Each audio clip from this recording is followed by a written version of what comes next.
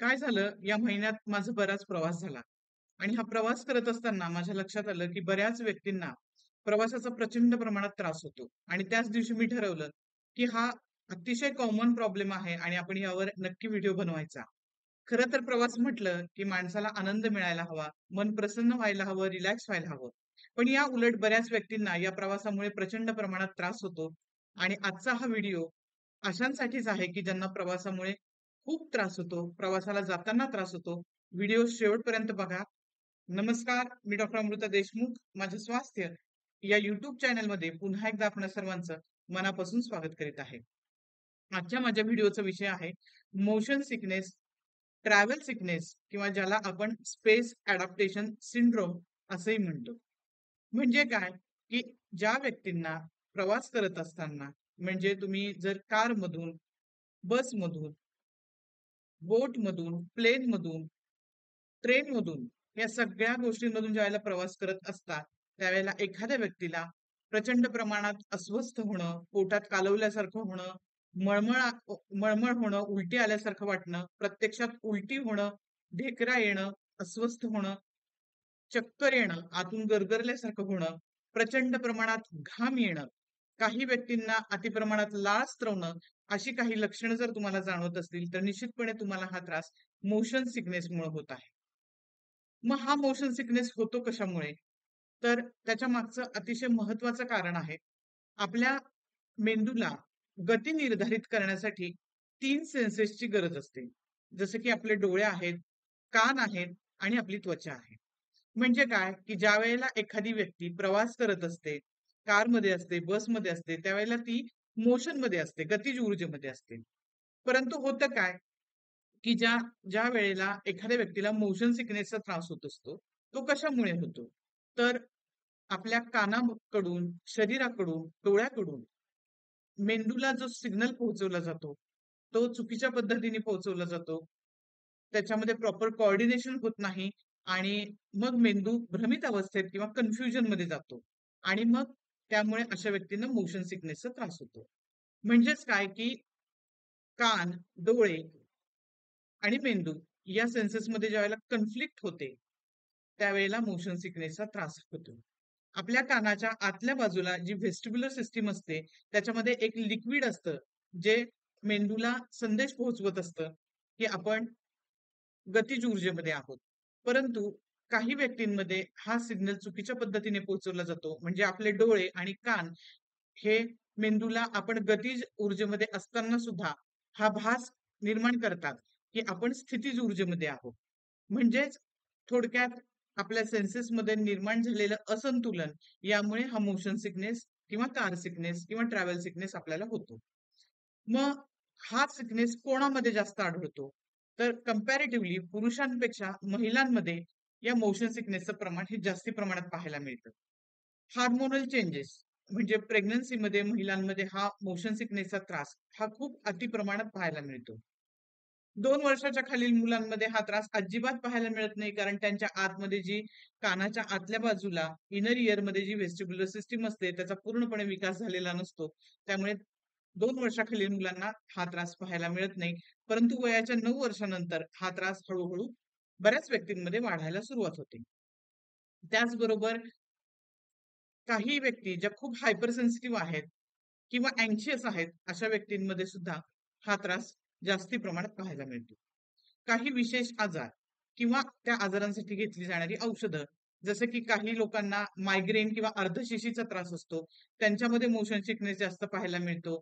Cervical spondylitis, sinusitis, सायनससमध्ये होणारे infections किंवा इयरमध्ये होणारे, कानामध्ये होणारे इन्फेक्शन, कानामध्ये होणारे जे काही त्रास असतात. त्याचबरोबर जर एखाद्या व्यक्तीला पूर्वी मेंदूला मार लागला असेल, डोक्याला मार लागला असेल, तर अशा व्यक्तींमध्ये सुद्धा हा जो त्रास असतो, तो आपल्याला जास्ती प्रमाणात पाहायला मिळतो. आणि मोशन सिकनेसमध्ये बऱ्याच वेळा काही व्यक्तींना सर्व्हायकल पेन किंवा मानेमध्ये दुखावा सुद्धा काही लक्षणांमध्ये पाहायला मिळतो.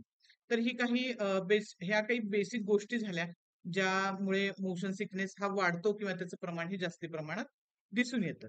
आता काही सोप्या गोष्टी आहेत, ज्याच्यामुळे आपण हा मोशन सिकनेस किंवा ट्रॅव्हल सिकनेस कमी करू शकतो किंवा टाळू शकतो. तर सगळ्यात महत्त्वाची पहिली गोष्ट म्हणजे आपली बसण्याची जी सीट असते, म्हणजे आपण प्रवास करत असताना ज्या व्यक्तींना हा त्रास होतो, त्यांनी शक्यतो समोरच्या सीटवर बसायचं आणि कारची जी विंडो शील्ड असते त्यामधून खूप दूरवर बाहेर लांबच्या डिस्टन्स वरती पाहण्याचा प्रयत्न करायचा. कारण हा त्रास होतो कशामुळे? आपण जर साईडला पाहिलं, आजूबाजूला पाहिलं, तर जे मूव्हिंग ऑब्जेक्ट्स असतात, त्या मूव्हिंग ऑब्जेक्ट्समुळे सुद्धा व्यक्तींना हा त्रास होण्याची शक्यता दाट असते. म्हणून समोरच्या बाजूला, समोरच्या खिडकीतून विंडो शील्ड मधून आपण दूरवर पाहण्याचा प्रयत्न करायचा. शक्यतो समोरच्याच सीटवर बसायचं. त्यातल्या त्यात ड्रायव्हिंग सीटवर जर तुम्ही बसलात तर अतिशय उत्तम. कारण ज्यावेळेला आपण ड्रायव्हिंग करत असतो, त्यावेळेला आपला जो आपले जे सेन्सेस असतात 2 कान आणि डोळे त्याचं प्रॉपर कोऑर्डिनेशन होत असतं. त्यामुळे मेंदूला व्यवस्थित सिग्नल जात असतो आणि मग आपल्याला ह्या तिन्ही सेन्सेसचा जो बॅलन्स असतो तो मिळत असतो. त्यामुळे ड्रायव्हिंग जर तुम्ही केलं तर अतिशय उत्तम. नसेल तर ड्रायव्हिंग सीटच्या साईडला बसणं हे केव्हाही चांगलं. ज्या व्यक्तींना त्रास होतो, खूप प्रमाणात त्रास होतो, मोशन सिकनेसचा किंवा कार सिकनेसचा, त्यांनी डोळे मिटून घेणे, कानामध्ये हेडफोन घालून छानसं आवडीचं संगीत ऐकणे, हाही एक उत्तम पर्याय आहे. किंवा अगदीच तुम्हाला फार त्रास होत असेल, तर तुम्ही आडवं होऊन गाडीमध्ये झोपू सुद्धा शकता. त्यामुळे पण त्रास कमी होतो. दुसरी महत्वाची गोष्ट, ज्या व्यक्तींना अतिप्रमाणात मळमळ आणि उलटी आल्यासारखं होतं, त्यांनी फ्रेश हवेचा झोत आपल्या चेहऱ्यावर किंवा नाकावरती घ्यायचा आहे. म्हणजेच खिडकीच्या शेजारी बसून थंड हवेचा झोत घेण्यासाठी खिडकी ओपन करायची, थंड हवा घ्यायची किंवा एसी समोर जर तुम्ही बसले असाल, तर एसीचा जो झोत असतो तो तुमच्या चेहऱ्यावरती आला पाहिजे आणि त्यावेळेला तुम्ही डीप ब्रीथिंग केलं पाहिजे. त्यामुळे सुद्धा तुमचा मळमळ आणि उलटीचा त्रास हा निश्चितपणे कमी होणार आहे. काही खाण्यातील गोष्टी आहेत, जसं की आपण तोंडामध्ये जर लवंग टाकली, ती चघळून खाल्ली किंवा आल्याचा एखादा छोटासा तुकडा आपण चोखून खाल्ला, पेपरमिंट असेल, बडिशोप असेल किंवा अ, बडिशोप, लवंग, वेलदोडा असेल, अशा गोष्टी जर तुम्ही खाण्यात ठेवल्या, तर निश्चितपणे तुमची मळमळ ही थांबणार आहे. दुसरी एक महत्त्वाची गोष्ट, की ज्यावेळेला तुम्ही प्रवासाला निघत असता, त्यावेळेला कधीही तुम्ही रिकाम्या पोटी प्रवास करायचा नाही. त्याने तुमचा त्रास जास्ती वाढणार आहे. किंवा काही व्यक्तींना भरपेट खाऊन प्रवास करण्याची सवय असते, गाडीत बसण्याची सवय असते. अशा वेळेस सुद्धा मोशन सिकनेस किंवा कार सिकनेसचा जो त्रास आहे, तो खूप जास्ती प्रमाणात जाणवू शकतो. म्हणून हलका आहार घेणे, थोडंसं खाऊन प्रवास करायला बसणे हे केव्हाही चांगलं. कारण असा त्रास केव्हा वाढतो ज्यावेळेला आपण हिल स्टेशनमध्ये, घाटामध्ये प्रवास करत असतो, प्लेनमधून प्रवास करत असतो. त्यावेळेला रिकाम्या पोटी असण्याने किंवा भरपेट खाण्याने हा त्रास आपल्याला जास्ती होण्याची शक्यता असते. त्यामुळे कमी प्रमाणात आहार अ, घेऊन किंवा कमी तळलेलं तेलकट खाऊन खूप रिच किंवा ऑइली फूड न खाता तुम्ही प्रवासाला जाणं हे अतिशय महत्वाचं आहे. प्रवासाला जाण्याआधी तुमची झोप व्यवस्थित होणं हे सुद्धा खूप गरजेचं आहे.